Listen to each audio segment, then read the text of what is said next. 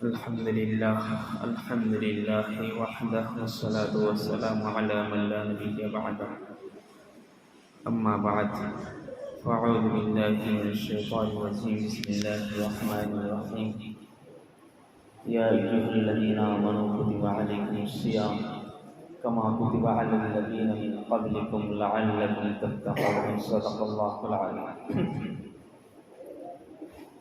محترم بزرگوں اور معزز ایمانی بھائیوں، اللہ رب العزت کا بے انتہا کرم اور احسان ہے کہ اللہ رب العزت نے ہم سب کو ایمان کی دولت سے مالا مال فرمایا ہے.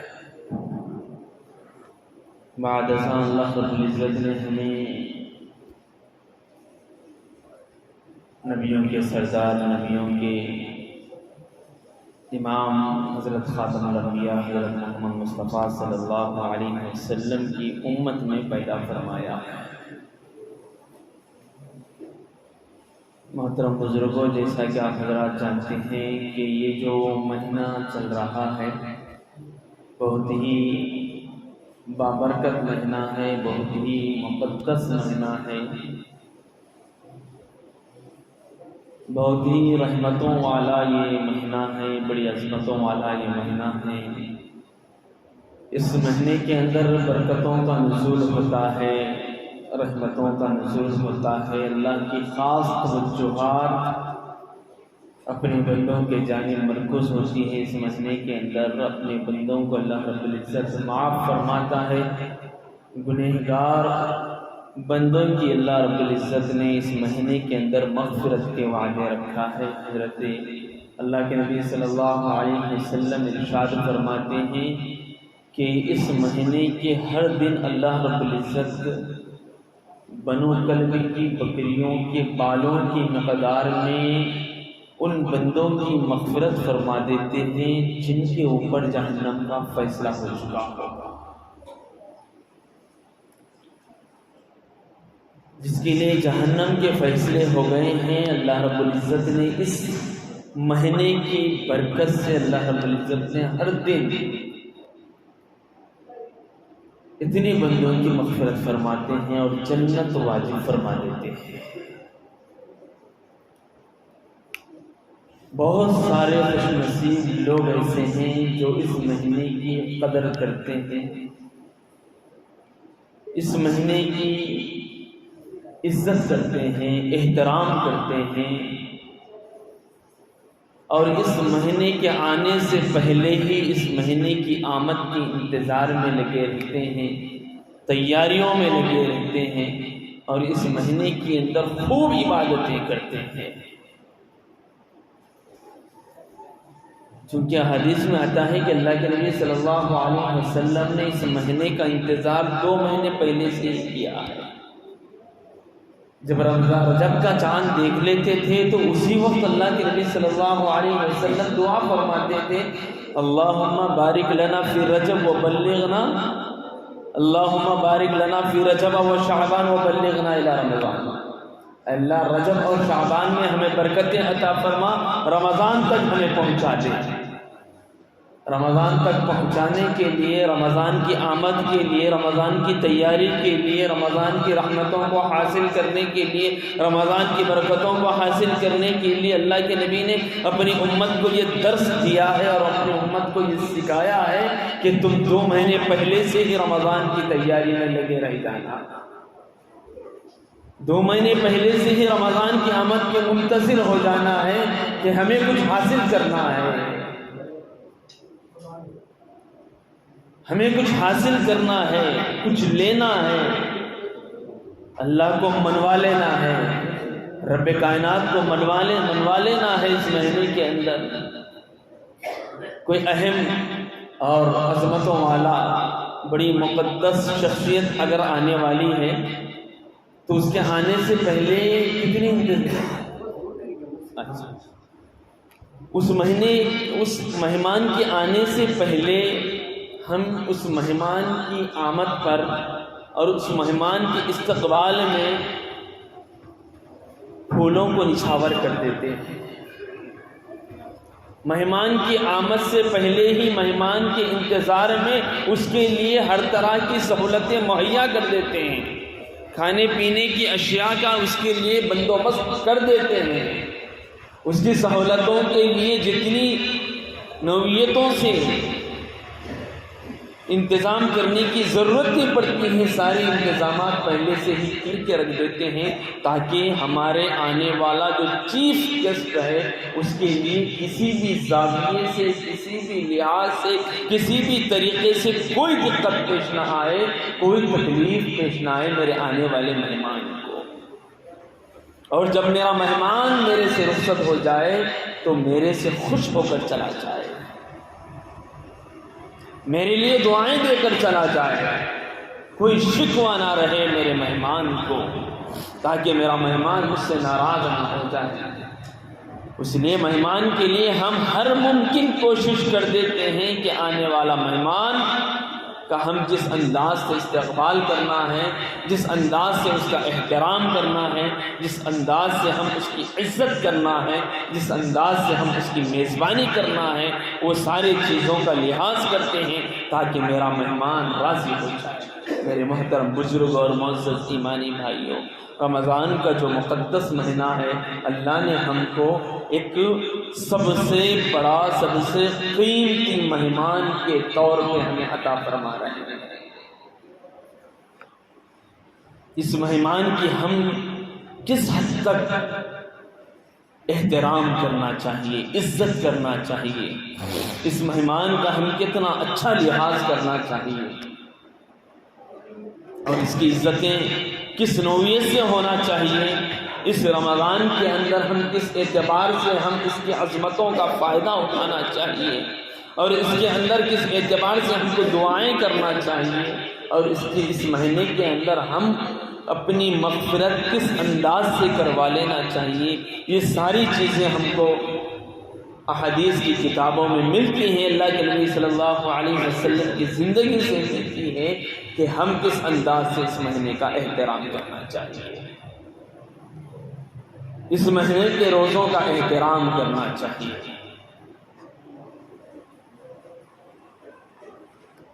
اس مہینے کی عظمتوں کا لحاظ کرنا چاہیے۔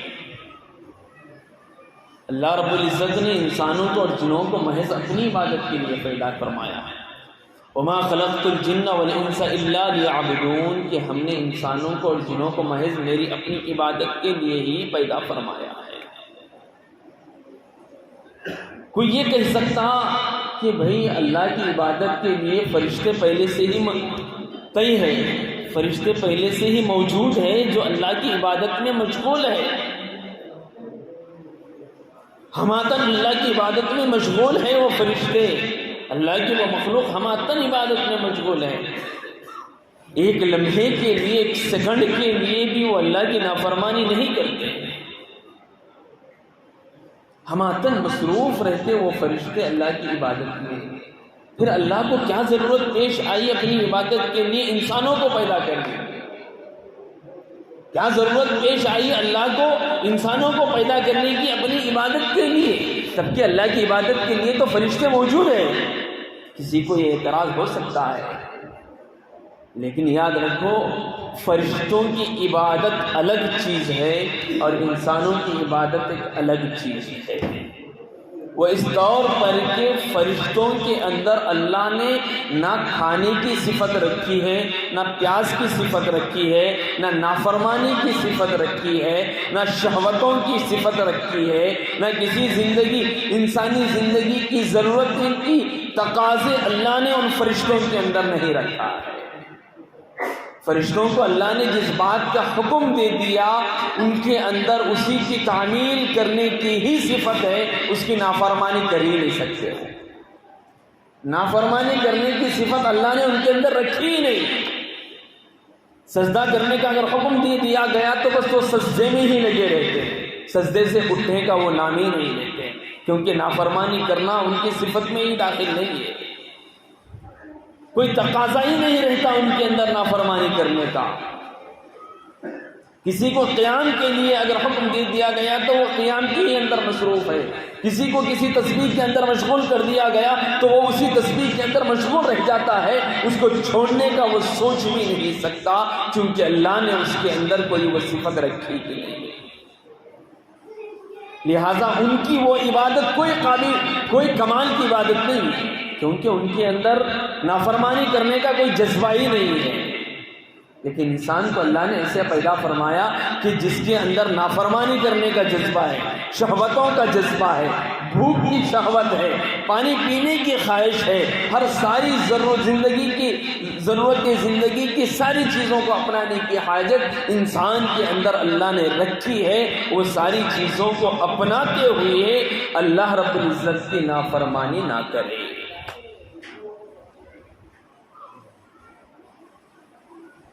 جیسے کہ اگر نابینا شخص ہے، کوئی کہہ رہا ہے کہ نابینا شخص اس نے پوری زندگی بھر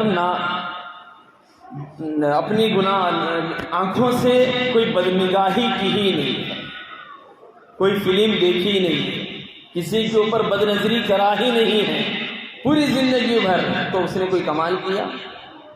کوئی کمال نہیں کیا، کیونکہ اسے آنکھ نظر ہی نہیں آتی، دیکھنے کی اس کے اندر کوئی صلاحیت ہی موجود نہیں ہے، وہ دیکھ ہی نہیں سکتا نہ، اس نے بدنگاہی نہیں کی تو اس نے کوئی کمال نہیں کیا، کیونکہ اس کے اندر کوئی وہ دیکھنے کی صلاحیت اس کے اندر اللہ نے رکھا ہی نہیں ہے۔ ایک وہ شخص ہے جس کے اندر نگاہ اچھی ہے دیکھنے کی، پھر بھی اس نے بدنگاہی سے بچ گیا، پھر بھی اس نے سینما دیکھنے سے بچ گیا، پھر بھی اس نے گندی موویز دیکھنے سے بچ گیا، پھر بھی اس نے نامحرم عورتوں پر نگاہ ڈالنے سے بچ گیا، گندی چیزوں کو دیکھنے سے بچ گیا، تو وہ قابل قبول ہے اور اس نے کمال کا کام کر دیا ہے، کیونکہ اس کے دل میں جذبہ ہے، دیکھنے کے لیے آنکھ ہے، دیکھنے کے لیے اس کی نگاہیں گواہی دے رہی ہیں، دیکھنے کے لیے اس کا دل چاہ رہا ہے۔ یہ سب ہونے کے باوجود اس نے اپنے آپ کو روکے رکھا اور اپنی نگاہوں کی حفاظت کرتے رہا، تو وہ کمال کا کام کیا ہے۔ جو دیکھنے کی صلاحیت ہی نہیں رکھتا تو اس نے اگر بدنگاہی نہیں کیا تو اس نے کوئی کمال نہیں کیا۔ تو فرشتے بھی ایسے ہی ہیں جن کے اندر نافرمانی کرنے کا کوئی جذبہ ہی نہیں ہے، اور انسان کے اندر ساری چیزیں رکھا ہے اللہ نے، نگاہوں سے دیکھ سکتا، زبان سے کہہ سکتا، بول سکتا، اور کانوں سے سن سکتا، اور پیٹ اس بات کی چاہت رکھتا کہ وہ اچھی غذائیں کھائے، اور زبان اس بات کی لالچ میں لگی رہتی ہے کہ اسے میٹھا اور شیرین پانی مل جائے، اور زبان اس بات پر بھی قادر ہو جاتی ہے کہ کسی کے بارے میں برائی اور غیبت کرنے میں لگ جائے۔ یہ ساری چیزیں انسان کے اندر موجود ہیں۔ ان ساری چیزیں ہونے کے باوجود اللہ رب العزت ایک انسان کو حکم دے رہا ہے کہ تم روزہ رکھو، بھوکے رہو، پیاسے رہو، خواہشات سے بچے رہو۔ جو ضروری خواہشات ہیں، جو حلال اور طریقے سے اپنی بیویوں سے شہوت کرنے کی اجازت اللہ نے رکھا ہے روزے کے اندر، اس سے بھی اجتناب کی اللہ رب العزت نے حکم دیا ہے۔ کھانے سے بھی بچے رہنا ہے، پینے سے بھی بچے رہنا ہے، اور اپنی جائز خواہشات کو پوری کرنے سے بھی بچے رہنا ہے۔ انسان کو ضرورت ہے کھانے کی بھی، پینے کی بھی، اپنی ضرورتوں کو، شہوتوں کو پوری کرنے کی بھی تقاضے انسان کے ساتھ لگے ہوئے ہیں، جبکہ فرشتوں کے ساتھ لگے ہوئے نہیں ہے۔ لہذا فرشتوں کی عبادت الگ نوعیت کی ہو جائے گی اور انسانوں کی عبادت ایک الگ نوعیت کی ہو جائے گی۔ ساری خواہشات ہونے کے باوجود، بھوک بھی لگتی، پیاس بھی لگتی، شہوت بھی ہوتی، یہ ساری چیزوں کے ہونے کے باوجود انسان کو بچے رہنا ہے، اس بات کا حکم دیا جا رہا ہے انسان کو، تو انسان کی عبادت ایک الگ نوعیت کی عبادت ہے۔ اللہ نے اسی عبادت کے لیے انسان کو پیدا فرمایا ہے، انسان کو زندگی عطا فرمائی ہے۔ یہ عبادت فرشتوں سے حاصل نہیں ہو رہی ہے جو عبادت انسانوں سے حاصل ہوتی ہے۔ وَمَا خَلَقْتُ الْجِنَّ وَالْإِنسَ إِلَّا لِيَعْبُدُونَ، کہ ہم نے انسانوں کو، جنوں کو محض اپنی عبادت کے لیے ہی پیدا فرمایا ہے۔ اور وہ عبادت اللہ نے اس انداز میں رکھا ہے کہ رمضان کا جب مہینہ آ جائے تو تمہیں بھوکے پیاسے رہنا ہے اور ضروری خواہشات سے بھی بچے رہنا ہے. جو حلال طریقے سے تم اپنا سکتے ہیں اس سے بھی تمہیں بچے رہنا ہے. یہ ہے روزے کا اصل مقصد. اللہ رب العزت نے ارشاد فرمایا ہے کہ روزے سے کیا حاصل ہوگا. بھوکے بھی رہنا ہے, پیاسے بھی رہنا ہے, ضرورت جو خواہشات ہیں, شہوتیں ہیں, اس سے بھی بچے رہنا ہے. اس کا مقصد کیا ہے, حاصل کیا ہے؟ بغیر مقصد کے, بغیر حاصل کے کوئی ایک عام انسان بھی بغیر مقصد کے کوئی کام نہیں کرتا. کھیت میں اگر بیج ڈال رہے ہیں, مٹی کے اندر بیج ڈال دیا جاتا, کھانے والا بیج جو کھانے کے قابل رہتا, اچھا خاصا بیج مٹی میں ڈال دیتے ہیں. وجہ پوچھی جاتی بھائی اچھا خاصا بیج مٹی میں کیوں ڈال رہے, تو بولتے ہیں کہ بھائی ہم کو ایک بیج کے بدلے میں 100 بیج نکالنا ہے. اس کا ایک مقصد ہے, مقصد کے تحت ہم نے بیج کو زمین میں ڈالا ہے. بغیر مقصد کے تو ہم نے کام نہیں کیا. بغیر مقصد کے کام تو ایک پاگل عقل سے پیدل انسان ہی کرتا ہے. تو اللہ رب العزت نے جو ہمیں روزے عطا فرمائے ہیں تو وہ کام بھی بغیر مقصد کے تو نہیں ہوتا ہے. احکم الحاکمین ہے, بادشاہوں کا بادشاہ ہے, ساری کائنات کو جس نے جنم دیا ہے, اس نے کوئی کام کیا ہے تو یوں ہی نہیں کیا, اس کے اندر کوئی نہ کوئی مقصد راز ضرور چھپا ہوا ہوتا ہے. یوں ہی بندوں کو بھوکے اور پیاسے رکھنا اللہ کا مقصد نہیں ہے.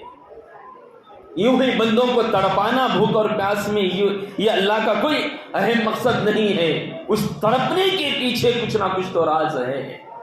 اس تڑپنے کے پیچھے کوئی نہ کوئی تو ضرور مقصد ہے, جس مقصد کو اللہ نے قرآن مجید میں ارشاد فرمایا ہے, یا ایھا الذین آمنوا کتب علیکم الصیام کما کتب علی الذین من قبلکم لعلکم تتقون. اے ایمان والو, ہم نے تمہارے لیے روزوں کو فرض کیا ہے جیسا کہ تم سے پہلے قوموں پہ بھی ہم نے روزوں کو فرض کیا تھا. اور اس کا مقصد آگے فرما رہے ہیں لعلکم تتقون, تاکہ تم متقی پرہیزگار بن جاؤ, اللہ کا خوف تمہارے دل کے اندر آ جائے. روزے کا مقصد ہے لعلکم تتقون, تاکہ متقی اور پرہیزگار بن جاؤ. یہ روزے کا اہم مقصد ہے. وہ کس طور پہ انسان روزہ رکھیں گا تو تقویٰ کیسا آتا, یہ سوچنے پہ مجبور ہو جاتا. بھوک کا تعلق تقوی سے کیا ہے, پیاس کا تعلق تقوی سے کیا ہے, شہوتوں کا تعلق تقوی سے کیا ہے؟ کوئی جوڑ نظر نہیں آ رہا. ہاں ضرور جوڑ ہے اس کا, بظاہر جوڑ نظر نہیں آتا. اللہ کا خوف اس کے دل میں کیسا آتا ہے روزے کی وجہ سے؟ ذرا سوچئے کہ ایک انسان ہے جو روزے کی حالت میں ہے, بھوک کی شدت میں ہے, پیاس کی شدت میں ہے, گھر کے اندر اکیلا ہے, گھر میں کھانا بھی رکھا ہوا ہے, فریج کے اندر ٹھنڈا پانی بھی رکھا ہوا ہے, جوس بھی رکھا ہوا ہے, ساری چیزیں اس گھر کے اندر مہیا ہے, اور گھر کے اندر کوئی بھی نہیں ہے, بس اکیلا ہی ہے. اگر وہ پانی بھی پی لے گا تو اسے دیکھنے والا ساری کائنات کے اندر انسانوں میں کوئی نہیں ہے جو اسے دیکھ سکے. کھانا بھی کھا لے تو کوئی دیکھنے والا نہیں ہے. چاہے تو کھانا بھی کھا سکتا, پانی بھی پی سکتا, جوس بھی پی سکتا, اور جب وہ افطار کا وقت آ جائے آ کے مصلیوں کے ساتھ مسجد میں بیٹھ کے افطار بھی کر سکتا, اور لوگوں کو پتہ بھی نہیں چلتا. یہ ساری سہولتیں ہونے کے باوجود اس کے دل میں ایک اللہ کا خوف ہوتا ہے. وہ خوف یہ ہے کہ دیکھنے والا دنیا میں تو کوئی نہیں ہے, کوئی انسان نہیں دیکھ رہا, نہ باپ دیکھ رہا, نہ ماں دیکھ رہی, نہ بھائی دیکھ رہا, نہ پڑوسی دیکھ رہا, نہ کوئی اور انسان مجھے کھاتا ہوا دیکھ رہا ہے, پیتا ہوا دیکھ رہا ہے. لیکن دیکھنے والی ایک ذات ہے جو مجھے ہمہ تن دیکھ رہی ہے, ہمہ وقت دیکھ رہی ہے, اس سے تو میں چھپا ہوا نہیں ہوں. لہذا میں اپنے روزے کو کچھ کھا کے نہیں توڑ سکتا, کچھ پی کے نہیں توڑ سکتا. یہ ساری سہولتیں اس کے سامنے ہونے کے باوجود اس نے اپنے آپ کو بچا رہا ہے. تو بس ایک ہی چیز ہے جو اسے بچا رہی ہے, وہ ہے اللہ کی یاد اور اللہ کا خوف ہے.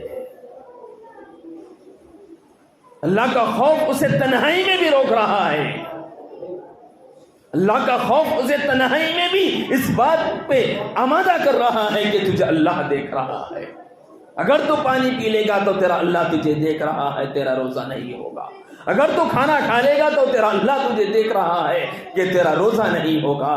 میرے محترم بزرگ اور دوستو، یہ استحضار انسان کو حاصل ہوتا ہے اس مہینے کے اندر۔ جب یہ استحضار انسان کو حلال چیزوں پہ حاصل ہو جاتا ہے، کھانا کھانا حلال ہے، پانی پینا حلال ہے، بیوی سے جائز خواہشات پوری کرنا حلال ہے، جب اس حلال چیزوں پر انسان کو یہ استحضار حاصل ہو جاتا ہے کہ میرا رب دیکھ رہا ہے، تو جب ایک مہینے تک کوئی بندہ اس بات کی مشق کر لیتا ہے، ایک مہینے تک بچے رہتا ہے اور اللہ کا ڈر اس کے دل میں پیدا ہوتا ہے کہ میرا رب مجھے دیکھ رہا ہے، تو حلال چیزوں سے جب بچ سکتا ہے تو حرام چیزوں سے بدرجہ اولا بچ سکتا ہے کہ میرا رب تو مجھے اس بات کا حکم دیتا ہے کہ اس گناہ سے بچے رہنا، اس گندگی سے بچے رہنا، بدنگاہی سے بچے رہنا، زنا سے بچے رہنا، سود سے بچے رہنا، حرام خوری سے بچے رہنا، کسی کو دھوکہ دینے سے بچے رہنا، غیبت سے بچے رہنا۔ یہ ساری چیزیں تو اللہ نے مجھے پوری زندگی بھر کے لیے روک رکھا ہے۔ جب حلال چیزوں سے بندہ رک سکتا ہے تو بتاؤ حرام چیزوں سے انسان نہیں بچے رہ سکتا ہے؟ جب اللہ کا استحضار انسان کو آ جاتا ہے تو بسہولت بآسانی حرام چیزوں سے بھی بچ جاتا ہے۔ اس طور پہ انسان متقی اور پرہیزگار بن جاتا ہے، اللہ کا خوف اس انداز سے آ جاتا ہے۔ اللہ کے نبی صلی اللہ علیہ وسلم نے ارشاد فرمایا ہے، حدیث قدسی ہے، اللہ رب العزت کا ارشاد ہے کہ اگر کوئی بندہ بھوکا رہے، پیاسا رہے، ضرورت اور اپنی ضرورتی زندگی کے خواہشات سے بچے رہے، اس کے بعد جھوٹ سے اجتناب نہ کرے، تو اللہ فرما رہے ہیں کہ ایسے بھوکے اور پیاسے رہنے کی مجھے کوئی ضرورت نہیں، ایسے بھوکے اور پیاسے رہنے کی مجھے کوئی ضرورت نہیں ہے۔ جب روزے کے اندر حلال چیزوں سے بچنے کا اتنا اہتمام کیا جا رہا ہے تو بتاؤ میرے محترم بزرگوں اور دوستو، حرام چیزوں سے کس حد تک بچے رہنے کی ضرورت ہوتی ہے؟ روزے کے اندر 1 مہینہ مشق کرنا ہے حرام چیزوں سے بچے رہنے کی، 1 مہینے تک مشق ہو جائے گی تو انشاءاللہ ساری زندگی پورے اگلے اور رمضان تک آسانی کے ساتھ وہ بچے رہتا ہے۔ اگر اس کے اندر کوئی کمی اور کوتاہی آ گئی تو پھر اگلے رمضان میں پھر مشق ہو جائے گی، پھر جب 1 مہینہ پھر مشق ہو جائے گی تو پھر اگلے اور مہینے سال تک یہی مشق کنٹینیو الحمدللہ جاری رہے گی۔ روزے کی حالت میں ہے، جھوٹ نہیں بول سکتا، ایک استحضار سے رہتا ہے۔ کاروباری آدمی کو اگر بولتے کہ بھائی روزہ کیوں نہیں رہتے تو لوگ دھڑیلے سے بولتے کہ بھائی میں کاروبار کر رہا ہوں، جھوٹ بولنا پڑتا ہے، جھوٹ بولنا کرتے اس لیے روزہ نہیں رہنا کرتے۔ تو جھوٹ بولنا ویسے ہی حرام ہے، تو روزہ رہو کہ مت رہو۔ روزہ نہ رکھنے کا ایک الگ سے گناہ ہے، روزہ نہ رکھنا ایک الگ سے گناہ ہے، جھوٹ بولنا ایک الگ سے گناہ ہے۔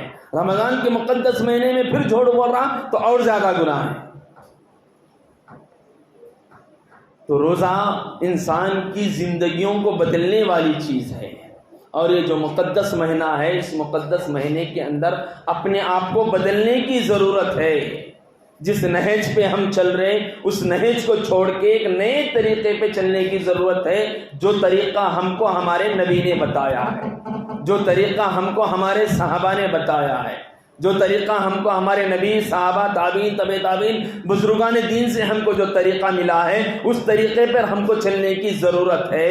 جو پرانا، جو ہمارے باپ داداؤں کا جو طریقہ بنا ہوا ہے کہ 3 روزے رکھ لیں گے 30 میں مل جائیں گے، 1 روزہ رکھ لیں گے 21 میں مل جائیں گے، آخر کے 3 روزے رکھ کے بڑے روزے دار میں شامل ہو جائیں گے، یہ پوری دل کو تسلی دینے والی باتیں ہیں، اس سے حاصل کچھ نہیں ہے، الٹا انسان گناہوں میں مبتلا ہو جا رہا ہے کہ روزوں کو چھوڑ کر، چونکہ ایک فریضہ ہے، جس طرح نماز انسان کے اوپر فرض ہے، اسی طرح روزہ بھی انسان کے لیے ایک فرض ہے، فرض عبادت ہے، اس کو کرنا انسان کے لیے ضروری ہے کہ رمضان کا مہینہ ہے، مقدس مہینہ ہے، اس مقدس مہینے کے اندر روزے رکھنے کا اہتمام کرتے رہیے، ایک بھی اپنی زندگی میں ایک بھی روزہ نہ چھوٹنے پائے، قضا نہ ہونے پائے، اس بات کی کوشش کیجیے۔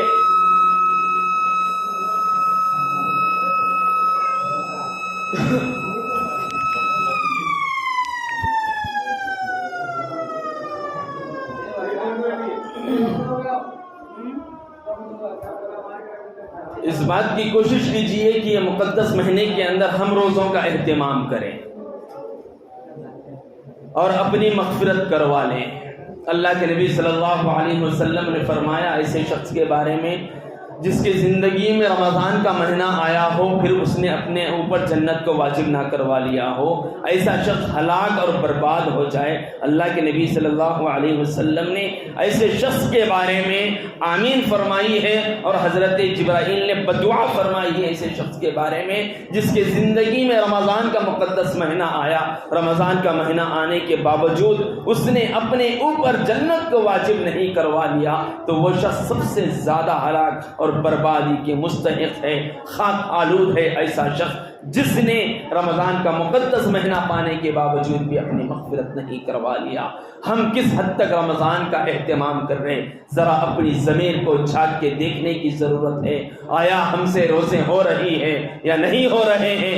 آیا ہم سے 5 وقت کی نمازیں ہو رہی ہے یا نہیں ہو رہی ہے؟ کھیتوں میں لگ کر، کاروباروں میں لگ کر ہم اپنے روزوں کو کھو رہے ہیں، کیا کر رہے ہیں پتہ نہیں۔ میرے محترم بزرگوں اور دوستوں، جب ہم مر جائیں گے تو ہمارے ساتھ نہ ہمارا کھیت آئے گا، جب مر جائیں گے تو ہمارے ساتھ ہماری نہ دکان آئے گی نہ کاروبار آئے گا، بس ہمارے ساتھ ہمارے اعمال ہی آئیں گے۔ اچھا کریں گے تو اچھا آئیں گے، برا کریں گے تو برا آئیں گے، روزہ رکھیں گے تو روزے ہمارے ساتھ آئیں گے، نمازیں پڑھیں گے تو نمازیں ہمارے ساتھ آئیں گے، عبادتیں کریں گے تو عبادتیں ہمارے ساتھ آئیں گے۔ یہ مقدس اور سنہرا موقع ہے، اس مقدس اور سنہرے موقع کو اپنے ہاتھوں سے مت گنوائیے کہ بزنسوں کا بھی ایک سیزن آتا ہے، کمانے کا بھی ایک سیزن آتا ہے۔ ان دنوں میں، سیزنوں کے دنوں میں انسان 1 وقت کا کھانا کھاتا ہے، 2 وقت کا کھانا کھانے کی اسے فرصت بھی نہیں ملتی تو 2 وقت کا کھانا چھوڑ دیتا، صبح کھاتا بیٹھ جاتا دکانداری پہ، دکانداری کرتے کرتے شام ہو جاتی، کھانا یاد نہیں آتا۔ کیوں یاد نہیں آتا بھائی؟ کیونکہ اس کو اتنا کاروبار کرنا ہے، اتنا کاروبار کرنا ہے کہ سیزن ہے، ابھی کچھ کما کے اسے جمع کر کے رکھنا ہے تاکہ آئندہ اور سال تک وہ کارآمد بن جائے، وہ میری زندگی کے سنوارنے کے لیے، زندگی کو گزارنے کے لیے کارآمد بن جائے۔ اس وجہ سے ہماتل ایک ہو کر دن رات ایک کر کر کاروباری شخص کاروبار کے اندر، سیزن کے اندر کمانے میں لگ جاتا ہے۔ میرے محترم بزرگوں اور معزز ایمانی بھائیوں، یہ نیکیوں کے کمانے کا سیزن ہے۔ اگر ہم اس سیزن کو گما دیے، اس سیزن کو کھو دیے تو بتاؤ ہم نے سب کچھ کھو دیا ہے، سب کچھ گما دیا ہے، کچھ حاصل نہیں ہوا ہے۔ لہذا کوشش کریں کہ ہم اس رمضان کی راتوں پہ بھی زیادہ سے زیادہ جاگیں، ہم اس رمضان کے دنوں میں بھی ہم روزوں سے رہیں کہ دن بھی ہمارا کارآمد بنے، رات بھی ہمارا کارآمد بنے۔ اور جب آخری عشرہ آ جاتا ہے تو اس آخری عشرے کے اندر میرے آقا کا یہ طریقہ رہا کہ اللہ حضرت عائشہ صدیقہ رضی اللہ تعالیٰ عنہ فرماتی ہیں کہ آخری عشرے میں اللہ کے نبی صلی اللہ علیہ وسلم بہت زیادہ عبادتیں کیا کرتے تھے، اتنی عبادتیں کرتے تھے، اتنی عبادتیں کرتے تھے کہ پیروں کے اندر ورم آ جایا کرتا تھا، راتوں رات جاگا کرتے تھے۔ میرے محترم بزرگ اور معزز ایمانی بھائیوں، اس رمضان کی مقدس ایام کو بھی قدردانی کے ساتھ گزاریے اور راتوں کو بھی قدردانی کے ساتھ گزاریے۔ اللہ رب العزت ہمیں توفیق عمل نصیب فرمائے۔ جو حضرات سنت ادا نہیں کیے، سنت ادا